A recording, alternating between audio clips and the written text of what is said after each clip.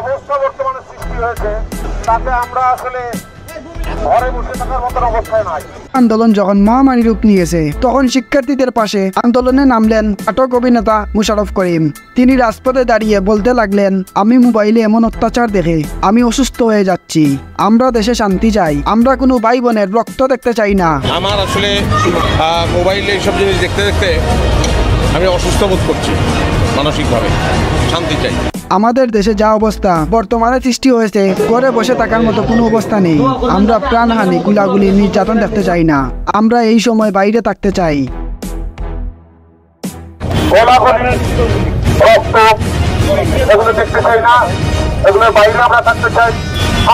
এ সময় মুশারফ করিমকে প্রশ্ন করা হয়, সরকার আমাদেরকে রাজাকার বলেছে, আপনিও কি সেই কথা মেনে নিচ্ছেন? তবে মুশারফ করিম এই প্রশ্নের উত্তরে বলেন, আমি একজন সাধারণ মানুষ, সবাইও সাধারণ মানুষ।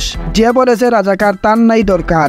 যে ধরনের নির্যাতন অত্যাচার শুরু হয়েছে সেখান থেকে নিষ্পাপ শিক্ষার্থীদের বাঁচাতে হবে। রাজাকার হিসাবে এরকম আখ্যায়িত করা হতো। হ্যাঁ, কিন্তু ব্যাপার হচ্ছে যে সেগুলো তো সিদ্ধ হতে হবে, সেগুলো তো প্রমাণিত হওয়ার ব্যাপার, তাই না? দর্শক, মুশারফ করিমের কথা আপনার কাছে কেমন লেগেছে অবশ্যই কমেন্ট বক্সে জানান। এই ভিডিওটি ভালো লাগলে লাইক, কমেন্ট, সাবস্ক্রাইব করুন। আসসালামু আলাইকুম।